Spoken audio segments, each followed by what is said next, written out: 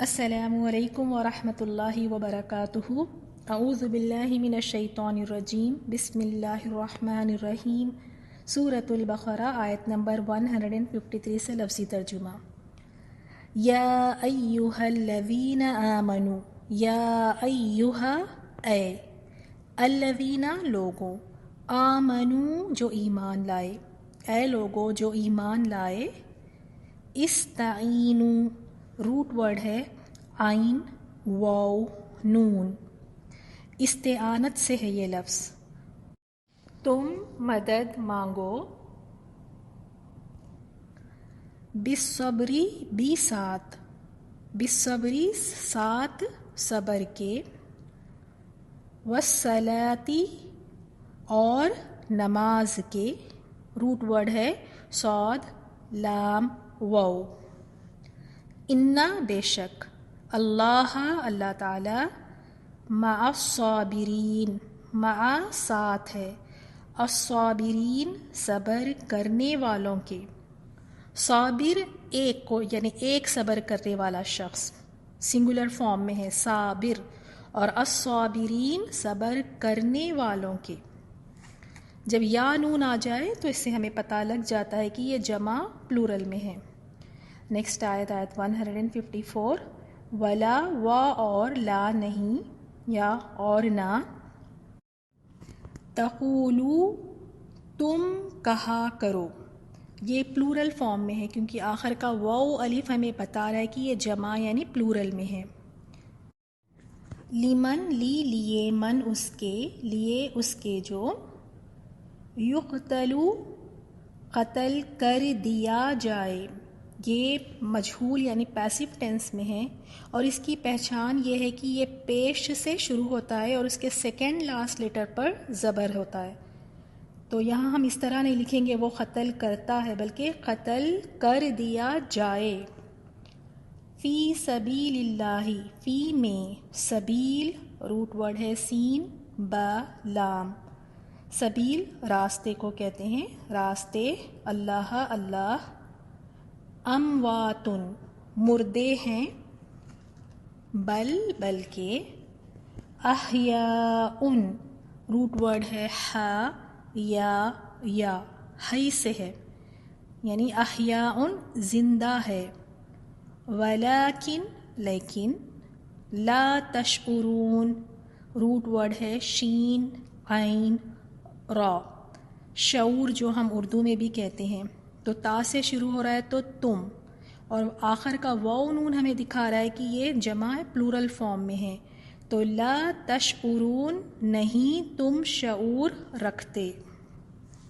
Next آیت 155، وَلَنَبْلُوَنَّكُمْ، اب ہم اس کو بریک کر کے لکھیں گے، وا اور، لا البتہ، لیکن میں یہاں البتہ کے ساتھ ضرور بھی لکھوں گی، آپ بتائیں کیوں یہاں پہ ہم ضرور بھی لکھ رہے ہیں، لا تو البتہ ہو گیا ہے، کیونکہ ہم نے لاسٹ ٹائم بھی سیکھا تھا اگر سیم ورڈ میں لا کے بعد نون مشدد بھی آ جائے تو اس کا معنی ضرور کا ہوتا ہے، یعنی بہت زیادہ تاکید ہے، تو اور البتہ ضرور، اب ہے نبلون، نون سے شروع ہو رہا ہے تو ہم، اور اس کا روٹ ورڈ ہے با لام واو، بلا، اور بلا آزمائش کو کہتے ہیں، یہ اردو والا بلا نہیں ہے، تو اور البتہ ہم ضرور آزمائیں گے تم کو، تو دیکھیں اب آپ نے بریک کیا تو آپ کو یہ یعنی اس کا ترجمہ لکھنے میں کافی آسانی ہو گئی۔ بشیئن بھی ساتھ، شیئن چیزوں کے، من الخوف من سے، خوفی خوف میں یعنی خوف میں سے، والجوع اور بھوک،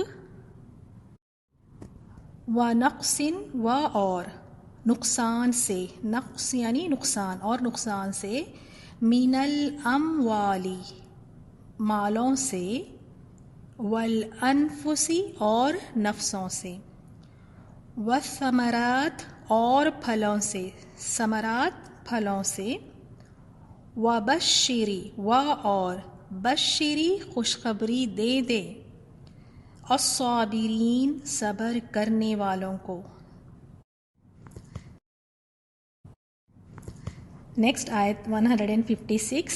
الذین وہ لوگ اذا جب اصابتہم اصابت روٹ ورڈ ہے صاد واو با پہنچتی ہے ہم ان کو مصیبتن سیم روٹ ہے اس کا بھی روٹ ورڈ سیم ہی ہے صاد واو با اور ہم اوپر دو پیش کی جو تنوین دیکھ رہے ہیں تو اس سے ہم کوئی کا معنی بھی ساتھ میں لکھیں گے تو کوئی پہنچنے والی یا کوئی مصیبت قالو وہ کہتے ہیں انا یہ دیکھیں انا پلس نا جڑا ہوا ہے تو انا بے شک اور آخر کا نا ہم بے شک ہم للہ لیے اللہ کے و انا و اور انا بے شک نا ہم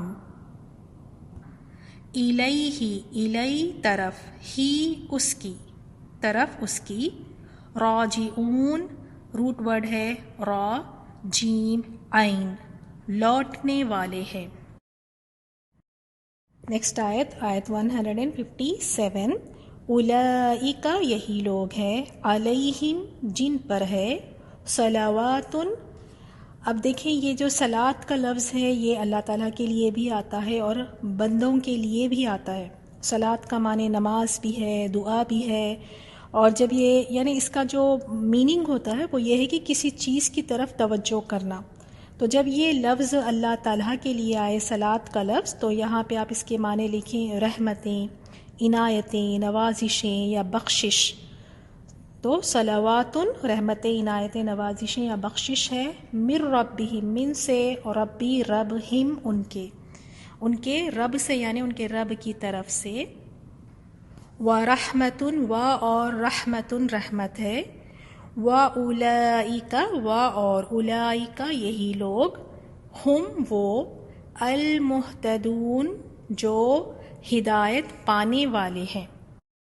آج کا سبق تو آپ سب کے لیے بہت ہی آسان ہے کیونکہ وہی الفاظ ہے جو ہم اردو میں استعمال کرتے ہیں. بس یہ ہے کہ اگر آپ کو بریک کر کے لکھنا آ جائے تو انشاءاللہ آپ کو لفظوں کی پہچان ہو جائے گی. چلیں انہی آیات کی ہم ایک بریف سی تفسیر سن لیتے ہیں. جزاکم اللہ خیر. تفسیر آیت 153 میں اللہ تعالیٰ فرماتے ہیں اے ایمان والو صبر اور نماز کے ذریعے مدد چاہو اللہ تعالیٰ صبر کرنے والوں کا ساتھ دیتا ہے. انسان کی دو ہی حالتیں ہوتی ہیں یا تو آرام و راحت کی حالت یا تو پھر تکلیف اور پریشانی. تو اس آیت میں ہمیں اس بات کی تلقین کی گئی ہے کہ نعمت میں شکر الہی کی جب بھی نعمت ملے تو شکر ادا کریں اور تکلیف میں صبر اور استعانت کی تاکید ہے. اور حدیث میں آپ صلی اللہ علیہ وسلم نے فرمایا مومن کا معاملہ بھی عجیب ہے اسے خوشی پہنچتی ہے تو اللہ کا شکر ادا کرتا ہے اور تکلیف پہنچتی ہے تو صبر کرتا ہے. دونوں ہی حالتیں اس کے لیے خیر ہے اور یہ صحیح مسلم نے اسے روایت کیا ہے. تو اس سے ہمیں یہ بھی پتہ چلتا ہے کہ صبر صرف یعنی مشکلات پر ہی نہیں بلکہ صبر کی دو قسمیں بتائی گئی ہیں. ایک یہ ہے کہ حرام کاموں سے رکنے میں گناہ کے کام چھوڑنے میں یا ان سے بچنے میں اور اپنی خواہشات کی قربانیاں کرنے اس میں اور عارضی فائدے جو دنیا میں جو فائدے ہوتے ہیں اگر اس میں کچھ نقصان آ جاتا ہے تو اس پر بھی صبر کرنا چاہیے. اور دوسرا صبر جب اللہ تعالیٰ کے احکامات بجا لانے میں کوئی بھی مشقتیں اور تکلیفیں آئیں تو اسے برداشت کرنا. تو اس سے ہمیں کیا پتہ چلا تکلیفوں پر بھی ہم نے صبر کرنا ہے نیکی کے کام کرنے میں بھی ہم نے صبر کرنا ہے اور اسی طرح گناہ اور حرام کاموں سے رکنے میں بھی انسان کو صبر کی بہت ہی ضرورت ہوتی ہے اور صبر کرنے والوں کا ساتھ پھر اللہ تعالیٰ دیتے ہیں. آیت 154 اور اللہ تعالیٰ کی راہ کے شہیدوں کو مردہ مت کہو وہ زندہ ہے لیکن تم نہیں سمجھتے.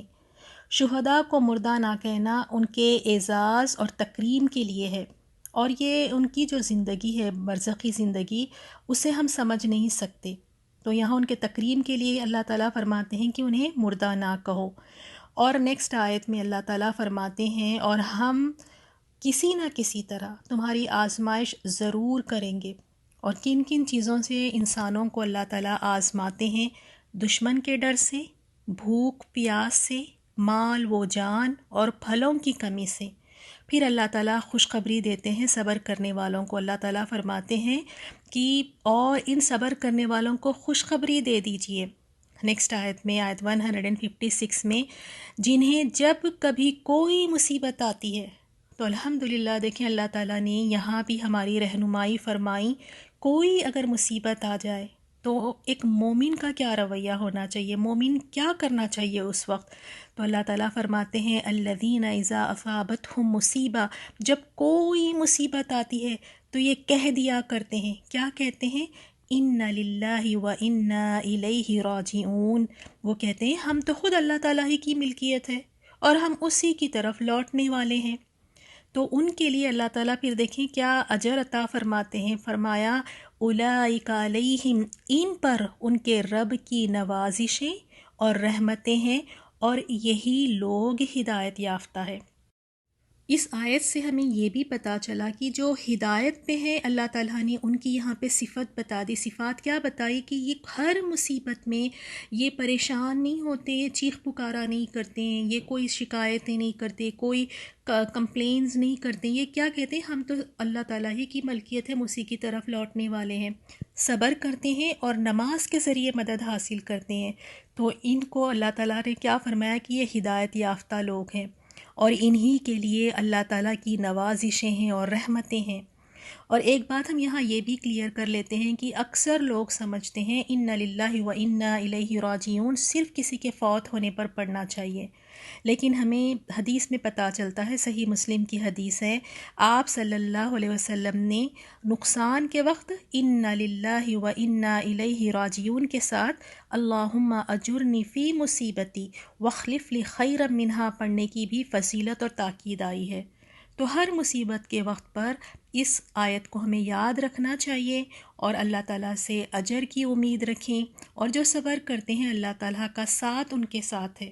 اور جب اللہ تعالیٰ کسی کے ساتھ ہو جائے تو انہیں پھر کسی بھی چیز کا کوئی غم نہیں کرنا چاہیے، نہ ہی انہیں پریشان ہونا چاہیے، کیونکہ اللہ تعالیٰ ہر چیز بہتر طریقے سے جانتے ہیں اور اللہ تعالیٰ ہمارے ساتھ خیر کا معاملہ فرمائیں گے. جزاکم اللہ خیرا. السلام علیکم ورحمۃ اللہ وبرکاتہ.